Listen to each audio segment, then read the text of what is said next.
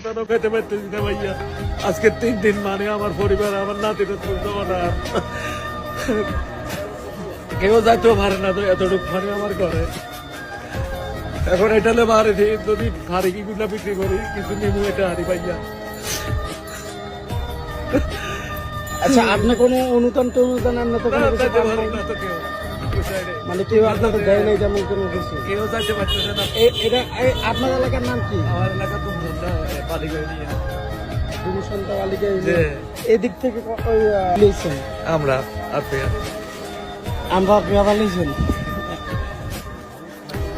আমরা আসলে কি আসছিলাম অনুদান দিতে, এখন আমরা নৌকা ট্রলারের কোনো কিছু ব্যবস্থা পাইতেছি না দেখে আমরা এখনো যাইতেছি না, ঢুকতে পারতেছি না। তো আমরা লোক গেছে, আমাদের লোক গেছে নৌকার জন্য, নৌকার যদি ব্যবস্থা হয় খোঁজ নিয়ে মানে একটু ভিতরে ঢুকলে ভালো হবে।